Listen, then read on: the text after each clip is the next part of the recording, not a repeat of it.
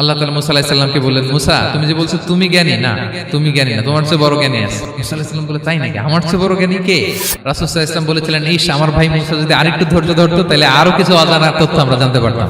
জানার কোনো শেষ নেই, জাননেওয়ালার উপরও জাননেওয়ালা আছে, জ্ঞানীর উপরও জ্ঞানী আছে। আপনি কিছু জেনেই মনে করবেন না আমি সব জানি। কোরআন হাদিস পড়লেই আপনি জ্ঞানী হয়ে যান। এটা কোরআন হাদিস পড়তে হয়, এটা ডাইজেস্ট করতে হয়, এটার উপর আমল করতে হয়। এই জ্ঞান অর্জন শেষে এরপরে আল্লাহর প্রিয় বান্দাদেরকে আল্লাহ অন্তরে ইলমের নূর দেন, ইলহাম দেন। That is the knowledge, that is the pure knowledge.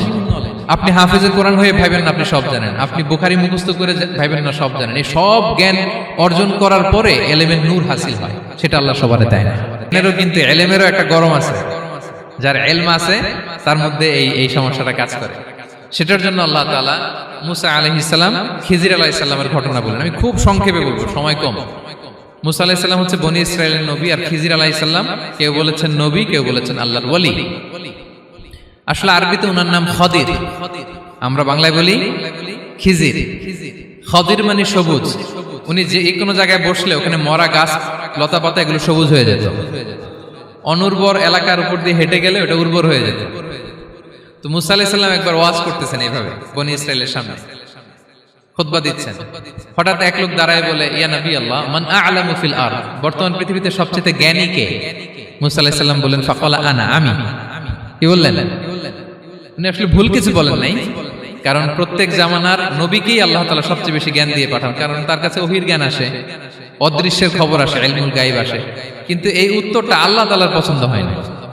আল্লাহ তাআলা চাচ্ছিলেন মুসা যদি বলতো আল্লাহ তাআলাই জানে কে জ্ঞানী বা আল্লাহই সবচেয়ে জ্ঞানী, এরকম হলে ভালো হতো। কিন্তু মুসা আলাইহিস সালাম কি বলছে? আমি।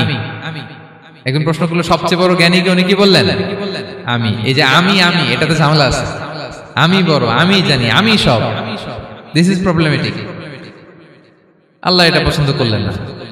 আল্লাহ তাআলা মুসা আলাইহিস সালামকে বললেন, মুসা তুমি যে বলছো তুমি জ্ঞানী, না তুমি জ্ঞানী না, তোমার চেয়ে বড় জ্ঞানী আছে। মুসা আলাইহিস সালাম বলে, তাই নাকি? আমার চেয়ে বড় জ্ঞানী কে? তো আল্লাহ তাআলা বললেন, ইযহাব ইলা মাজমাইল বাহরাইন, দুই সাগর বা দুই নদীর মিলনস্থলে যাও, ওখানে আমার এক বান্দা আছে তোমার চেয়েও জ্ঞানী। মুসা আলাইহিস সালাম বললেন, তাই নাকি? তো আল্লাহ আমি কিভাবে চিনি উনি কোথায় থাকে, কিভাবে বুঝবো? আল্লাহ বললেন, একটা বড় মাছ নাও, এটাকে ফ্রাই করো, এটাকে ফ্রাই করে একটা ঝুড়ির ভেতরে নাও, যেখানে এই মাছটা সাগরে ঢুকে যাবে ওখানে আমার বান্দাকে পাবে। তো উনি ওনার সহযোগী ইউশা ইবনে নুনকে নিয়ে হাঁটতে লাগলেন। হাঁটতে হাঁটতে এক জায়গায় ক্লান্ত হয়ে পাথরের পাশে বিশ্রাম নিলেন। ওই পাথর থেকে আবার এক ধরনের পানি বের হয়, এই পানিটারে বলে আবে হায়াতের পানি, মাউল হায়াত, জীবন নদীর পানি। এই পানি কোনো মৃত প্রাণী বা বস্তুর গায়ে লাগলে ওটা জীবিত হয়ে যায়। তো ওনারা পাথরে হেলান দিয়ে বিশ্রাম নিচ্ছিলেন। ওই পানি ওই ফ্রাই করা মাছের গায়ে লাগার সাথে সাথে মাছ জীবিত হয়ে ঝুড়ি থেকে বের হয়ে সাগরে ঢুকে গেছে। ওনারা আর খেয়াল করেন না।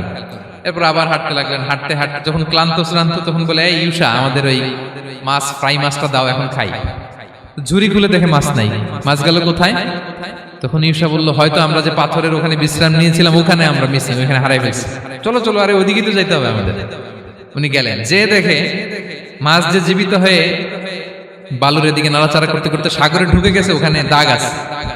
মুসা আলাইহিস সালাম ঢুকলেন সুরঙ্গ, ঢুকে দেখে চাদর গায়ে দিয়ে এক লোক শুয়ে আছে। সালাম দিলেন, আসসালামু আলাইকুম। ওই লোক চাদর আর সরায় না, ভিতর থেকে বলতেছে, ওয়ালাইকুম আসসালাম।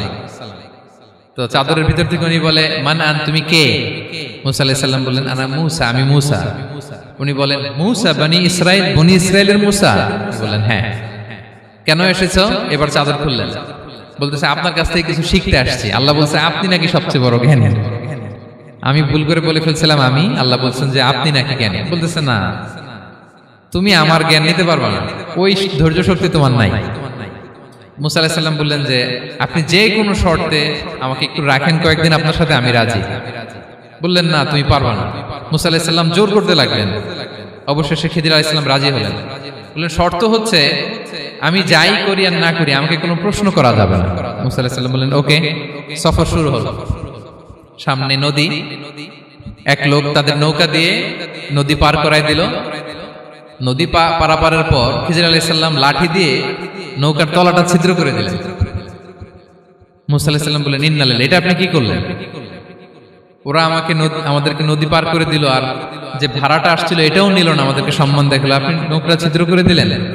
খিজির আলাইহিস সালাম বলছে, এই যে আমি বলছিলাম না তুমি ধৈর্য ধারণ করতে পারবে না, যাও তোমার রাস্তায় তুমি, আমার রাস্তায় আমি। মুসা আলাইহিস সালাম আবার ক্ষমা চাচ্ছেন যে আপনি আমার ক্ষমা করেন, আমি তো ভুলে গেছি, আর প্রশ্ন করবেন না। চলতে লাগলেন। হঠাৎ বাচ্চারা খেলতেছে, এক বাচ্চাকে ধরে হত্যা করলেন খিজির আলাইহিস সালাম। এবার তো মুসা আলাইহিস সালাম রেগে গেছে, আপনি করলেনটা কি? একটা নিষ্পাপ ফুলের মতো শিশুকে হত্যা করলেন। খিজির আলাইহিস সালাম বলে, এই যে আমি জানতাম যে তুমি ধৈর্য ধারণ করতে পারবে না, তোমার রাস্তা এক, আমার রাস্তা আরেক, যাও।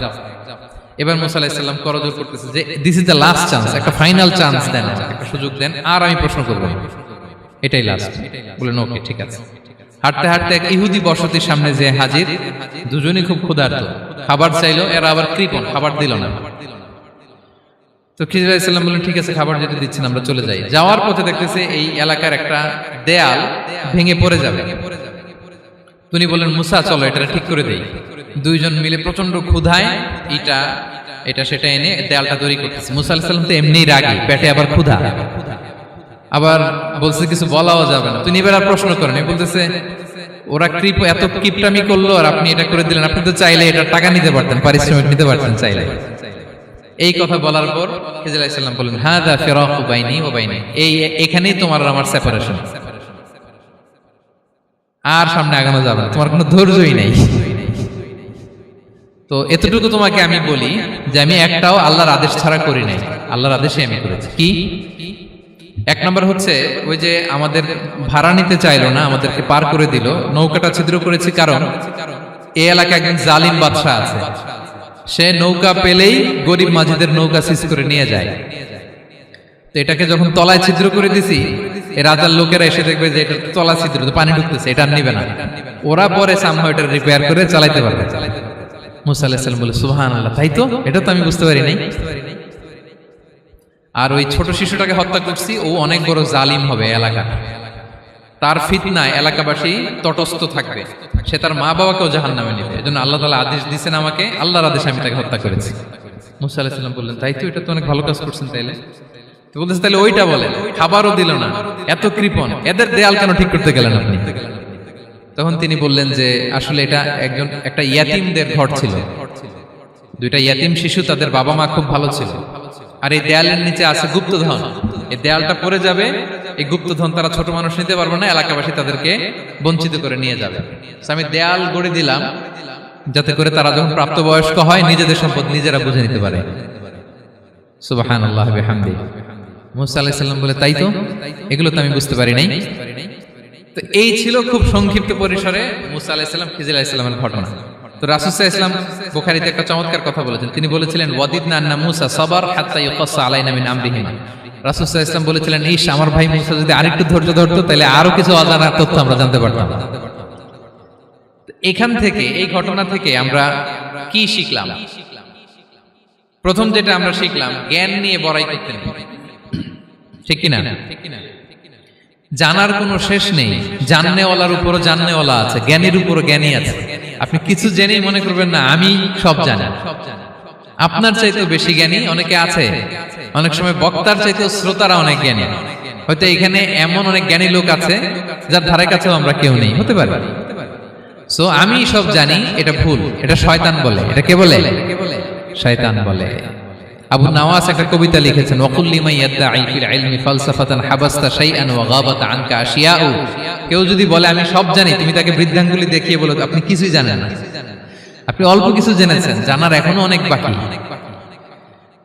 তাহলে মুসা আলাইহিস সালামের এই ঘটনা জিজ্ঞেস করা হলো কে জ্ঞানী, উনি বললেন আমি জ্ঞানী। এরকম কি আমরা কখনো বলবো? না। সবচাইতে বড় জ্ঞানী কে? ওয়া ফাওকা কুল্লি যী ইলমিন আলিম। সবচাইতে বড় জ্ঞানী আল্লাহ তাআলা। সো জ্ঞান নিয়ে আমরা অহংকার করব না। দুই নম্বর যে শিক্ষাটা আমরা পাই, ওই যে নৌকা দিয়ে পারাপার হচ্ছিল, তখন একটা চড়ুই পাখি এসে সাগরের মধ্যে মুখ দিয়েছিল। তো খিজির আলাইহিস সালাম বললেন মুসা, তুমি কি চড়ুই পাখিটা দেখতে পাচ্ছ? হ্যাঁ দেখতে পাচ্ছি। চড়ুই পাখিটা যে সাগরে মুখ দিলে দেখতে পাচ্ছ? হ্যাঁ দেখতে পাচ্ছি। তখন খিজির আলাইহিস সালাম বললেন চড়ুই পাখিটা সাগরে মুখ দিয়ে পানি খাওয়ার পরে চড়ুই পাখির ঠোঁটে বা চঞ্চুতে যতটুকু পানি লেগে আছে, এই পানিটা হচ্ছে তোমার, আমার এবং মহাবিশ্বের আমাদের সকলের জ্ঞান। আর এই মহাসাগরের সকল পানি হচ্ছে আল্লাহ তাআলার জ্ঞান। আল্লাহ তাআলা বলেছেন ওমা উতিতু মিনাল ইলমি ইল্লা কালিলা। আমি তোমাদেরকে একেবারে অল্প জ্ঞান দিয়েছি, একেবারে অল্প। এই রহস্যে ঘেরা এই মহাবিশ্বের অনেক কিছু আমাদের অজানা প্রিয় ভাইরা, আমরা অনেক কিছু জানি না, আমাদের এই লিমিটেড নলেজে এগুলো ধরে না, তারপর আমরা জ্ঞানের বড়াই করি। আপনারা উপমাটা বুঝতে পারছেন? একটা নৌকা থেকে চড়ুই পাখি ঠোঁট দিয়ে পানি খাচ্ছে, পানি খাওয়ার পরে স্বভাবতই চড়ুই পাখির ঠোঁটে একটু পানি তো লাগবে। খিজির বললেন যে এই পানিটা হচ্ছে তোমার আমার পৃথিবীর সবার জ্ঞান, আর এই সাগরের বাকি পানিগুলো কার জ্ঞান? এবার বুঝতে পারছেন আল্লাহ তাআলার জ্ঞানের পরিধি। আমরা জ্ঞান নিয়ে যেন কখনো কি না করি, বড়াই না করি। জ্ঞান দুই ধরনের, একটা বাহ্যিক জ্ঞান, একটা অন্তর্নিহিত জ্ঞান। External knowledge, internal knowledge. আমরা যখন কোরআন হাদিস পড়ি আমাদের বাহ্যিক জ্ঞান অর্জন হয়। কোরআন হাদিস পড়লেই আপনি জ্ঞানী হয়ে যান। এটা কোরআন হাদিস পড়তে হয়, এটা ডাইজেস্ট করতে হয়, এটার উপর আমল করতে হয়। এই জ্ঞান অর্জন শেষে এরপরে আল্লাহর প্রিয় বান্দাদেরকে আল্লাহ অন্তরে ইলমের নূর দেন, ইলহাম দেন। That is the knowledge, that is the pure knowledge. আপনি হাফেজে কোরআন হয়ে ভাবেন না আপনি সব জানেন, আপনি বুখারী মুখস্থ করে ভাবেন না সব জানেন। এই সব জ্ঞান অর্জন করার পরে ইলমের নূর হাসিল হয়, সেটা আল্লাহ সবারে দেয় না। সো এই অন্তর্নিহিত জ্ঞান, দূরদৃষ্টি, farsightedness, that is the pure knowledge. এটার জন্য বছরের পর বছর, যুগের পর যুগ সাধনা করতে হয়। সেটার জন্য এই জ্ঞান অর্জনের জন্য তিনটা জিনিস করতে হয় ইলমের নূর অর্জনের জন্য। কয়টা? এক হচ্ছে বিনয়, দুই হচ্ছে সফর, তিন হচ্ছে সবর। আবার বলি, এক হচ্ছে বিনয়, দুই হচ্ছে সফর, তিন হচ্ছে সবর। আল্লাহ তাআলা আল্লাহর নবীকে তাওরাত দেওয়ার পরেও আরো ট্রেনিং সেশন করাইছেন খিজির আলাইহিস সালামের কাছে। যাও, ওনার কাছে গেলে তুমি ছোট হবা, নত হবা। জ্ঞান যদি আমি নিতে চাই আমাকে ছোট হইতে হবে। ধরেন একটা গ্লাস থেকে একটা খালি গ্লাসে পানি ঢালবো, তো যেটাতে নেওয়া হবে এটা উপরে থাকলে হবে? যে গ্লাসটার মধ্যে পানি আছে এটা উপরে থাকবে, ওইটা ব্ল্যাঙ্ক গ্লাসের মধ্যে পড়বে। আপনি নলেজ ইলম নিতে চাইলে আপনাকে নিচে থাকতে হবে, উনি উপরে থাকবেন।